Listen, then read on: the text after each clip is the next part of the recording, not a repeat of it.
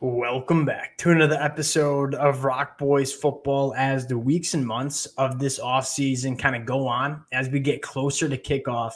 This Arkansas program continues to grow on me heading into 2024. Now, the Arkansas fans who've been rocking with the fellas for the last 12 months know that you go back to January.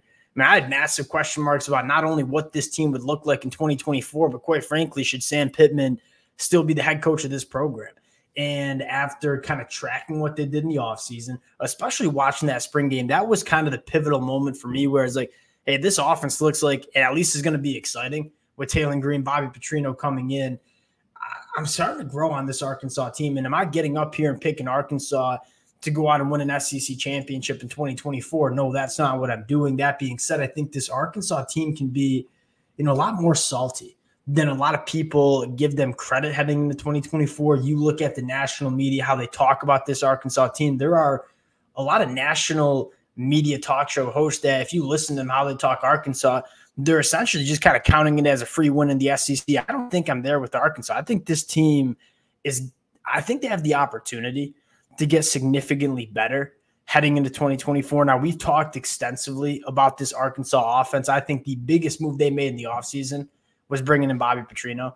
I don't think there was a worse offensive coordinator in the country than what Dan Enos did with this Arkansas team in 2023. Now, granted, the offensive line had struggles. KJ Jefferson didn't play his best football, was banged up at times, Rocket Sanders as well.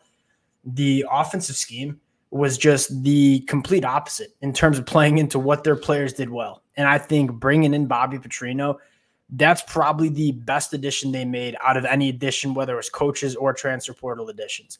Now, you look at this Arkansas defense, and so I think there's reason to believe that this Arkansas defense also takes strides in 2024. I want to get into 5 reasons that I think this Arkansas defense could potentially be better than what we saw in 2023. Really excited to get into it. Now, before we do it, as always, just want to say, one, would love to hear from you guys in the comment section. I understand this might be a little bit of a hot take. I'm certainly going to have some hot takes incorporated in this episode. I would love to hear from the Arkansas fans in terms of how we're feeling about some of these takes. If you disagree with me, let it fly in the comment section. That's the beauty of doing this. I love learning from you guys, talking ball with y'all. If you guys do enjoy the content, consider subscribing to the channel.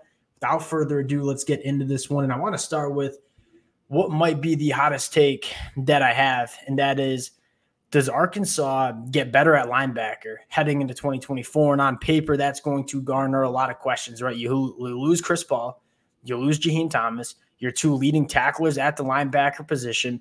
How does this unit get better heading into 2024? My answer would be, although Chris Paul, Jaheim Thomas filled up the stat sheet in 2023, you go back to the impact they had on that football game and say, it wasn't that significant. Yes, they were making a lot of tackles, but were they difference makers at the linebacker position? Were they playing downhill? Were they making their plays at or behind the line of scrimmage? The answer was no.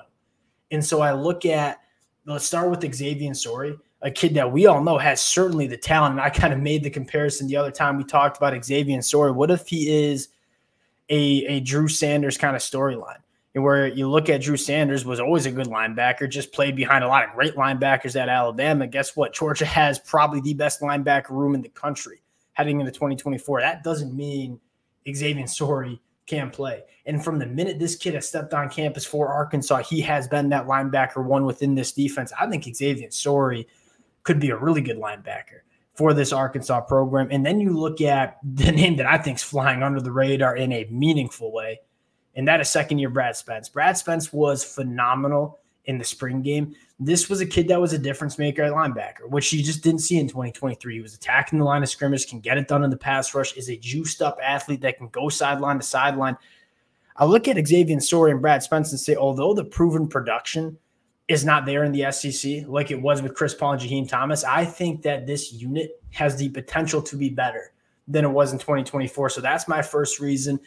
Going to number 2, and probably the most important reason, kind of buying in to this defensive line. You go back to the last fall scrimmage Arkansas had, this defensive line sounded like they had a day. I think they had 7 interceptions in the spring game over the weekend for Arkansas.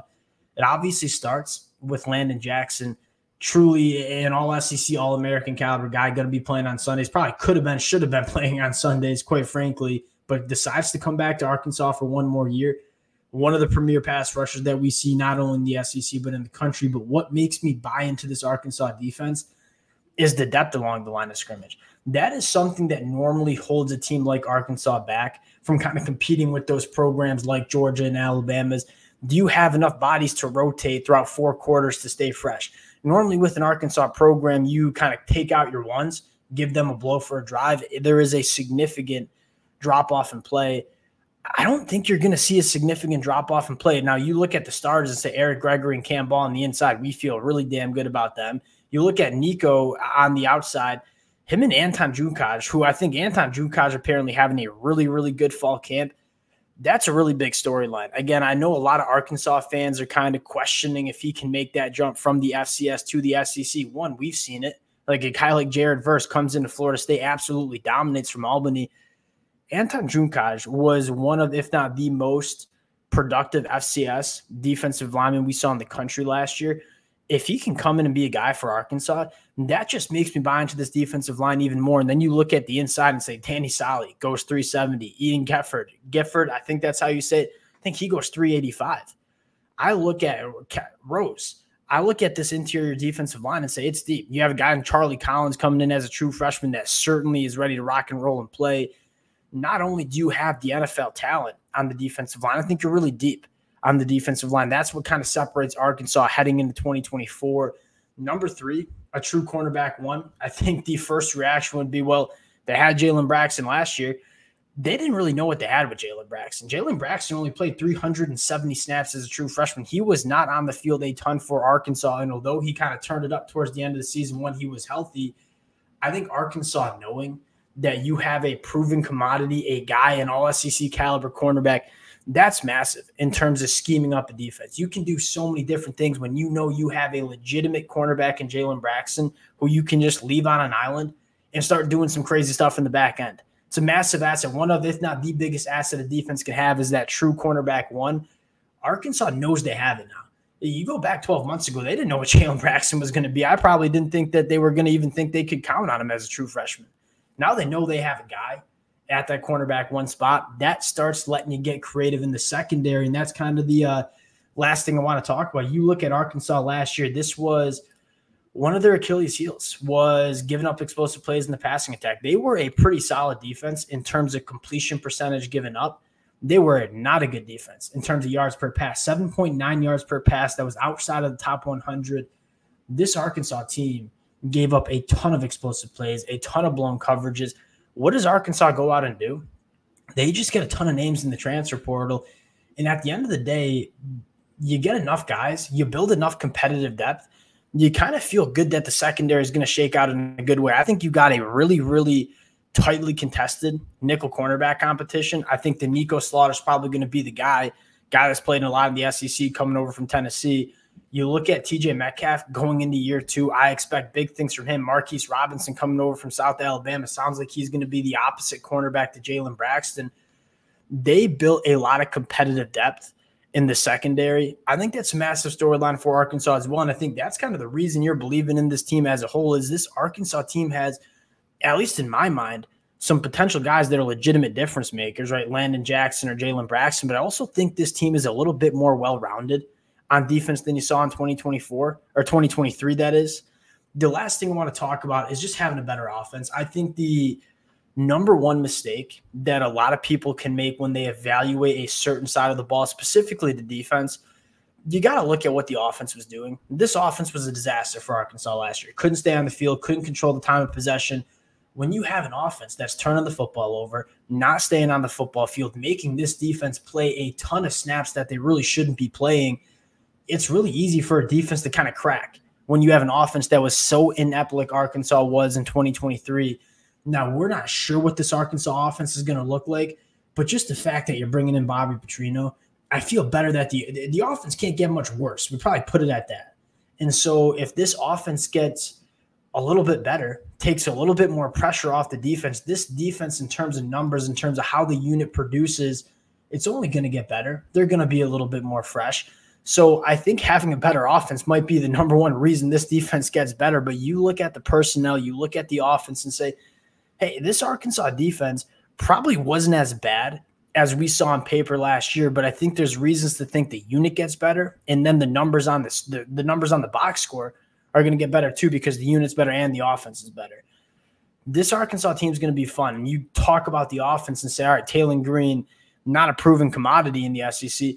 We know it's going to be fun, and at least it's going to be fun this year. I mean, you go to Dan Enos, you watch that Mississippi State game and say, this offense, it wasn't even fun to watch Arkansas football last year. I felt like that team just kind of, for lack of better terms, kind of withered away towards the end of the season. This is going to be a fun team to watch. And I think that's where you want to start for Arkansas. I think the players are going to have a little bit more fun. There's some reason to believe that, this Arkansas team can be a lot more competitive than we saw in 2023. Again, are they going to win the SEC? I'm probably not taking them to win the SEC. There are still questions I want to see answered. That being said, I think they're a better unit. I think they made some really nice moves in the transfer portal. We'll cut it there. Would love to hear from you guys in the comment section. Of course, can't thank you guys enough for all the support. If y'all do enjoy the content, consider subscribing to the channel. Appreciate you guys. We'll talk to y'all later. Peace.